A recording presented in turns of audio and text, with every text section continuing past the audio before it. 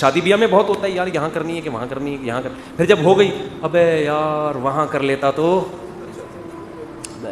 مجھے بتا بھی رہے تھے یہ انسان کی فطرت ہے. ہم جب کالج میں پڑھتے تھے نا تو ہمارے ایک دوست تھے، ان کو پینٹیں خریدنے کا بہت شوق تھا، پہننے کا بھی خریدنے کا بھی.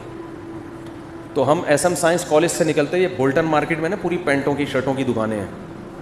ان کے بچے اب تو ماشاء اللہ بیٹھے ہوئے ہیں بیان میں، یہ بیٹھے ہوئے ہیں، ان کے ابا کی بات کر رہا ہوں. تو وہ کیا ہوتا تھا، وہ پینٹ خریدی گھنٹہ لگا دیتا. وہ اب تو نیک بن گئے، ان کے ابا کی بات کر رہا ہوں، وہ ناراض نہ ہو جائے. وہ بیان میں ایڈیٹنگ بھی وہی کرتے ہیں، یہ والا قصہ نکالنا دے کہیں، بیان میں ایڈیٹنگ بھی انہیں کے ذمہ ہے. گھنٹہ لگا دیتے تھے وہ ہمارے دوست صاحب پینٹ خریدنے میں، یار یہ والی نہیں، یہ والی، یہ والی نہیں، یہ والی. ایک گھنٹے کے بعد جب خریدی تو اگلی دکان میں جو پینٹ ہے وہ اس سے اچھی، یار یہ والی. تو یہ انسان کی نیچر ہے، یہ سب کے ساتھ ہوتا ہے. آپ منڈی سے جانور خریدیں، صبح سے لے کے رات تک خریدنے میں لگا دو گے آپ، سودا لے کے جیسے ہی نکلے ابے یار یہ کتنے کا، یہ 80 کا، ابے میں نے 85 میں کیا پکڑ لیا یار. یہ ہوتا ہے. اپنی چیز کے علاوہ دنیا کی ہر چیز اسی وقت اچھی لگنا شروع.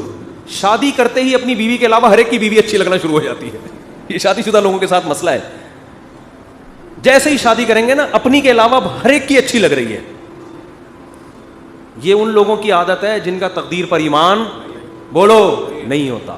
تو آپ نے ہر کام سے پہلے اسباب اختیار کریں. جب کام ہو گیا بھائی اللہ کے لیے، میرے اللہ کے علم میں میرے لیے اس سے بہتر نہ گائے تھی نہ بیوی تھی.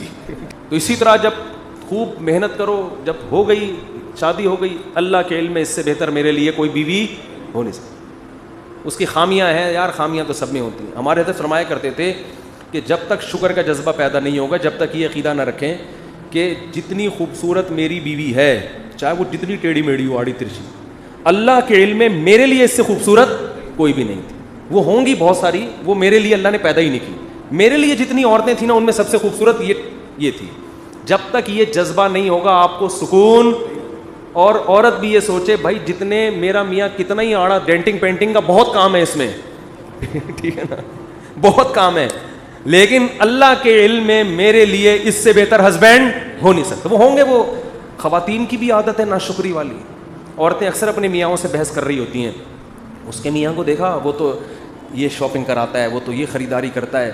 اس کے میاں میں جو خامیاں ہیں وہ بیان نہیں ہوتی. ایک صاحب کہنے لگے، ایک خاتون نے کہا کہ بھئی وہ انگریز شوہر ہے، وہ اتنا تھینک یو، اتنے اچھے اخلاق سے اپنی بیوی سے بات کرتا ہے، اور ایک آپ وہ گالیوں سے بات شروع کرتے ہو، گالیوں پہ ختم کرتے ہو. تو میں نے کہا گالیاں والی تو نہیں دینی چاہیے، لیکن اس کو بولو یہ جو انگریز ہوتے ہیں نا، صرف تھینک یو کے علاوہ ایک دھیلا اپنی بیوی کو دے کے دکھائے. تو آپ اپنی وائف سے بولو کہ سارا نان نفقہ میرا معاف کر دو، گیس بجلی کا بل معاف کر دو. پھر اور اس ہر نوٹ کے بدلے میں ایک تھینک یو نہیں ہاری بات، ہر نوٹ کے بدلے میں ایک تھینک یو. تو تھینک یو کی گردان پوری بیٹھ کے سنا دے گا. زندگی میں کبھی اس کی پیشانی میں بل نہیں آئے گا. تو یہ انسان کی نیچر ہے. دوسرے کی خامیاں نظر نہیں آتی، خوبیاں، اور اپنے والے کی خوبیاں نظر نہیں آتی، خامیاں نظر آتی ہیں. یہ مرد کے ساتھ بھی ہوتا ہے، عورت کے ساتھ بھی. لیکن جن کی طبیعت میں اللہ نے شکر کا جذبہ رکھا ہے، تقدیر پر ایمان رکھا ہے، وہ کہتے ہیں اللہ کے علم میں میرے لیے اس سے بہتر کوئی بھی نہیں. کوئی اگر تعریف بھی کرے نا اس کے سامنے، عورت کے سامنے، کہ میرے میاں تو اتنے اچھے ہو گئے، میرا میاں، تیرا میاں میرے میاں سے اچھا نہیں ہو سکتا. صحیح ہے نا. اور جن کا تقدیر پر ایمان نہیں ہے نا، ساری زندگی کنفیوز.